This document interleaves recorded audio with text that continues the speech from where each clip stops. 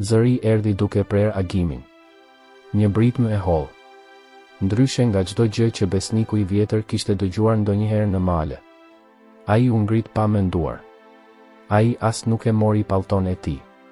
Vetëm feneri dhe shkopi. Mjegulla mbulonte shtigjet e ngushta prej guri dhe druri i portës së stallës kërciste nga era e veriut. Ishte ora 3 e mëngjesit. Dhe zëri ende jehonte. Një tingull dëshpërimi. Ose lindjeje. Kur hapi derën e stallës, bota u ndal. Atje, e shtrirë mbi kashtën e lagësht, ishte pela e fshatit. Askush nuk e dinte nga kishte ardhur ajo, e egër, e turpshme, ishte shfaqur atje në shpatë muaj më parë, shtatzën dhe e dobët. Tani, sytë e saj ishin hapur. Por nuk shite më asgjë. Goja e saj ishte gjysmë e hapur, trupi i saj ishte i djersitur dhe pranë saj. Një mës. I vogël, i dridhur, i mbuluar me placen dhe frikë. Besniku u gjunjëzua. Ai e vendosi dorën në qafën e pelës. Asgjë. Vetëm nxehtësia po fillon të zhduket. Këri po përpiqej ende të ngrihej. Këmbë të holla të ngatëruara në kashtë. Ai ra 2 herë. Në të tretën, ai u ngrit në këmbë. Ai e shikoi drejt e në sy plakun. Besniku nuk tha asgjë. Ai thjesht hoqi pallton dhe e mbështolli Këriçin. Sytë e tij ishin të përlotur, por të vendosur. Pra, je vetëm ti dhe unë, vogëlush. Tani jemi vetëm unë dhe ti, vogëlushe. Ai e çoi Këriçin në shtëpinë prej guri. Ai ndezi sobën me dru. Ai ngrohu qumështin e dhis në një tenxhere të vjetër. Këri nuk donte të hante. Ai thjesht mbështeti kokën në prerin e plakut, sikur ta dinte tashmë se ku ishte i sigurt. Fshati as nuk e kuptoi se çfarë kishte ndodhur atë natë. Por në shtëpinë më të lartë në mal, lindi një histori që askush nuk do ta harronte. Dhe besniku e dinte, ajo kafsh nuk ishte thjesht një kal. Më pushuan nga puna. Dhe fillova. Këlyshi u arrit shpejt. Por i qetë.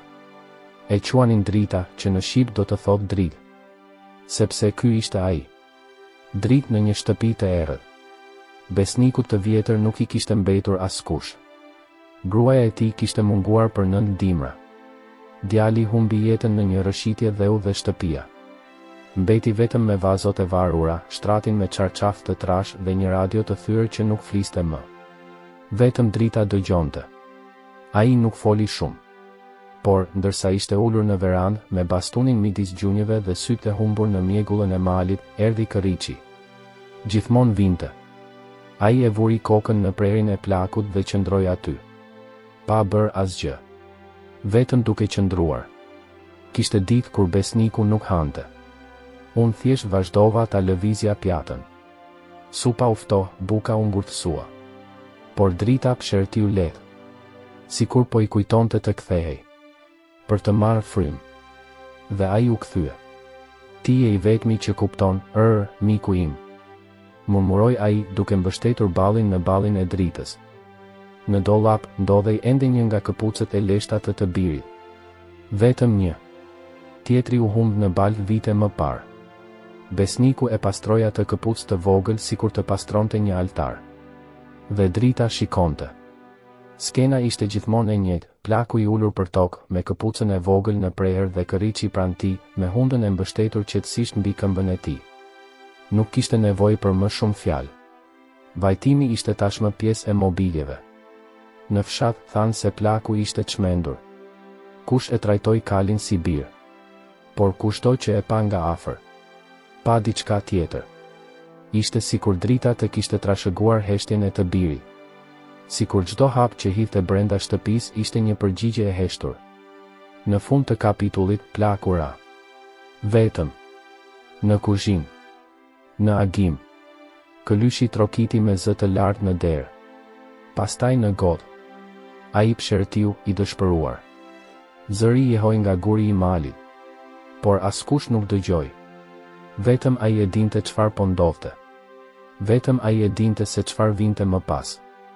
Pas rënies, asgjë nuk u kthye në vendin e vet, këmba e besnikut kishte mbetur disi e shtrembër dhe ai ecte me më shumë dhimbje se më parë. Fytyra e tij, e cila tashmë ishte plot me rrudha, dukej sikur ishte zbehur. Kam fjetur pak. Ai foli edhe më pak. Drita nuk u largua nga ana e tij për asnjë ditë të vetme. Do të shtriesha aty në buzë të dritares së kuzhinës me kokën e ngulur brenda, duke parë plakun duke marrë frymë. Kur ai kolliste, ajo dridhej. Kur ai flinte, edhe ajo i mbyllte sytë. Sikur zemrat e të dyve të kishin bërë një marrëveshje të heshtur. Në fshat, ata erdhën për të pyetur nëse besniku donte që Kali të çojë në një fushë më të ulët dhe më të ngrohtë. Do të ngrish për vdekje atje, thanë ata. Por plaku vetëm tundi dorën, pa u përgjigjur. Nëse e marrin, nuk do të rri, tha ai vetëm një herë. Askush tjetër nuk këmbënguli. Dimri erdhi herët atë vit. Bora e trash që mbulon çatin, rrugën, madje edhe kambanën e kishës. Besniku filloi të shkruante letra që nuk i dërgonte kurrë. Për të birin, për gratë, për momentin. Ai shkruante me dorë që i dridhej, ndonjëherë duke qarë në heshtje. Dhe drita atje. Ndalo. Hunda mbi tavolinë. Syri u ndal mbi të. Një natë u ndërpre energjia elektrike. Druri u lag. Dhe shtëpia mbeti vetëm me zhurmën e erës jashtë dhe frymëmarrjen e të dyve brenda. Besniku foli butë, me zë të thyer, ti nuk flet, por më duket sikur lutesh me mua, apo jo? Nëse iki unë i pari, qëndro pranë asaj që ka mbetur nga unë. Kjo është e gjitha që kërkoj. Ai e nguli ballin në ballin e dritës. Ajo i mbylli sytë. Dhe për një sekond, bota ndaloi. Brenda, askush nuk tha asgjë. Por gjithçka u tha. Plaku u zgjua tashmë i lodhur. Ai flinte ulur, duke kollitur gjak her pas here. Por unë nuk i kërkova ndihmë askujt. Fshati dërgoi supë, batanie, një vajzë nga kisha shkoi të lutej me të. Ai ishte mirënjohës. Por po fliste me dritën. Nëse bie përgjithisht, ti rri këtu, në rregull? Ti e ruan shtëpinë. Ti më prit mua. Pela e pulës, e cila ishte tashmë pothuajse aq e madhe sa nëna e saj, nuk hingëlliti kur me zë të larë. Ajo ishte e qetë, e vendosur, dukej si një person. Kur besniku dridhej, ajo e mbështeste qafën në shpatullën e tij. Kur ai qante, ajo ja kalonte ngadalë hundën mbi krah, sikur të fshinte një lodh. Letrat që ai shkruante filluan të shkurtoheshin. Vetëm një rresht.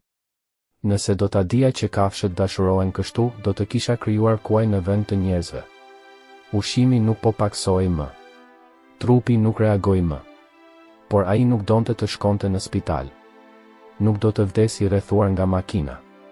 Dua të vdes pranë atyre që më dëgjojnë. Drita as nuk flinte më jashtë. Unë qëndrova në dhomën e ndenjes. Ai u shtri pranë sobës me dru, duke bërë roje. Sytë e saj nuk u dridhen. Një ditë, besniku shikoi portretin e të birit. Pastaj në qiell. Pastaj për të. Është afër. E di që është. Dora e tij dridhej ndërsa i ledhatonte ballin pelës. Duket sikur donte ta gdhente prekjen në shpirtin e tij. Të nesërmen ai nuk u ngrit. Ai nuk foli. Ai vetëm shikoi nga dritarja. Drita mbështeti kokën në gjoksin e tij. Zemra ende rrite. Ngadalë. I lodhur. Qielli jashtë filloi të binte borë ngadalë.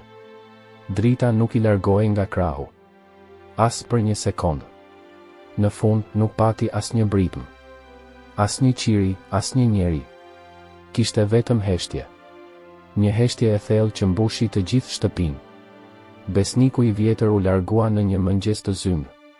I ulur në koltuk, me batanien deri në bel, me sytë hapur, sikur të ishte ende duke pritur që dikush të hynte nga dera. Por askush nuk hyri. Ajo ishte e vetmja atje. Drita. Me kokën mbështetur në gjoksin e tij. Kur ai ndaloi se marri frym, ajo nuk bëri asnjë zë. Ai nuk hingëlliti. Nuk lëvizi. Thjesht qëndroi. Firm. Ishte lënë. Fshati e mori vesh vetëm 2 ditë më vonë. Ata u ngjitën për të parë dhe i gjetën të dy atje. Ai është i ftohtë dhe ajo është e nxehtë nga dashuria. Me trupin e mbuluar nga bora, por shikimin e gjallë, të palvishëm, sikur të ishte ende duke pritur që pronari i tij të ngrihej dhe t'i thoshte le të ecim pak sot. Ata u përpoqën ta largonin. Ajo nuk u largua. Ata u përpoqën të tërhiqnin. Ajo nuk u largua. Ata lan ujë, lan kash. Ajo nuk hëngri. Vetëm pas 3 ditësh, kur ra kambana e kishës së vogël poshtë, ajo u ngri. Ai shkoi te arkivoli. Ajo ja shtypi hundën në gjoks. Përsëri. Dhe pastaj ajo hingëlliti. Por nuk ishte me zë të lartë. Ishte qetësi. I çmendur. Si një fëmijë që e kupton vdekjen. Në funeral, askush nuk foli shumë. Ata thjesht shikuan. Dhe ata pan dritën duke qëndruar aty. Pran varrit. Me kokën poshtë. Pa ikur. Pa vrapuar. Pasi hodhën lopatën e fundit me dhe, ajo bëri diçka që askush nuk e harroi. Ajo ushtri në tokën ende të butë. Dhe qëndroi. Ai qëndroi aty derisa perëndoi dielli. Sikur të thoshte, premtova se do të prisja. Kaluan muaj. Akulli u shkri ngadalë dhe mali filloi të merrte frymë përsëri. Lulet e bardha lindën pranë gardit. Kambana e kishës binte përsëri çdo të diel në orën 9. Dhe fshati e ndoqi. Ndërsa gjithçka në këtë botë vazhdon, edhe kur ne nuk duam që të ndodhë. Por atje lart, në shtëpinë prej guri ku jetonte besniku i vjetër. Drita ishte ende aty. Nuk vrapova më. Unë nuk kërceva. Unë eca me qetësi. Me atë hap të ngadaltë të dikujt që mban kujtime mbi shpinë. Shtëpia, tani pa erën e kafes apo tymit të drurit, u bë një tempull heshtjeje. Ajo hyri brenda pa frikë. Ai do të kalonte nga dera e përparme dhe do të ecte nëpër dhomën e ndenjes, sikur të kontrollonte nëse plaku ishte ulur në koltuk. Pastaj do të ndalesha në kuzhinë. Ushtriva në cep ku ai binte lugën në pjath. Nuk kishte më pjath. Asnjë zë. Por ajo qëndroi atje gjithsesi. Fshati, i cili më parë mendonte se plaku ishte i çmendur që e trajtonte një kafshë si bir, tani e respektonte atë. Ata e dinin se drita nuk ishte thjesht një kal. Ajo ishte kujtim. Her pas here dikush dikte me kashë të thatë dhe një kanaçe me ujë të freskët. Do ta lija te dera dhe do të zbrisja pa thënë asgjë. Askush nuk u përpoq ta largonte. Askush. Sepse aty kishte gjëra që nuk mund të prekeshin. Ishte si të shpoje një plag që ishte bërë altar. Ata thonë se çdo të premte, vonë pas dite, ajo zbret ngadalë në fushë. Shtegu është i njëjti që përdorte plaku kur ende mund të ecte pa bastun. Në fund të shtegut është kryqi. Kryqi i shtrembër prej druri. Me emrin e shkruar gabim, besnik, 82 vjeç, një njeri i mirë. Ajo ndalet aty. Ai e mbështet hundën në trumë. Mbyll sytë. Dhe mbetet. Mbetet ashtu siç ishte në ditën e varrimit. Asnjë zë. Asnjë dram. Vetëm prania. Prani e pastër. Disa thonë se ajo qan. Lotët i dalin nga syt ashtu siç u dalin njerëzve. Të tjerë thonë se ajo lutet. Dhe ka nga ata që thonë se ajo flet me të. Nga brenda. Me zemrën. Sepse drita nuk ka nevojë për zë. Ajo që ndjen përhapet në ajër. Kur fryn era, duket sikur ia kthen aromën. Kur bie bora, ajo shtrihet pranë derës sikur po mbron kujtimin. Dhe shtëpia. Shtëpia u bë si shpirti i saj, bosh nga jashtë, plot nga brenda. Letrat që shkroi plaku janë ende aty. Askush nuk preku. Ato mbahen në një kuti druri mbi tavolinë. Ata thonë se ndonjëherë ajo prek edhe hundën e saj. Ndoshta ajo e kujton tingullin e stilolapsit. Ose mënyra se si lexonte me zë të lartë, edhe pse shikimi i tij po dobësoi. Ka një vajzë në fshat që vjen çdo javë. Ajo ulet pranë dritës në heshtje. Ajo thot sikur plaku është ende aty. Ai thot se ndjen paqe. Dhe ajo ka të drejtë. Sepse dashuria, kur është shumë e madhe, nuk vdes. Thjesht ndryshon formë. Dhe drita. Ajo e shndërroi në këtë. Nuk janë vetëm kafshët. Është një altar. Është një kujtim. Është një premtim i përmbushur. Një dashuri që nuk ka nevojë të thuhet. Vetëm ndjenjë.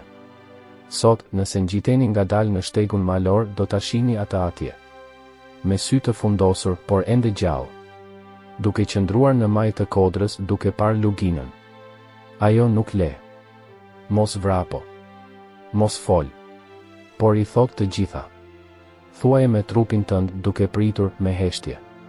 Ai e thot me besnikërinë që vetëm një zemër pa fjalë mund ta mbajë deri në fund. Dhe nëse dëgjoni mirë thellë do të duket sikur era përshpërit. Ai më kërkoi të prisja dhe ajo është duke pritur. Deri më sot.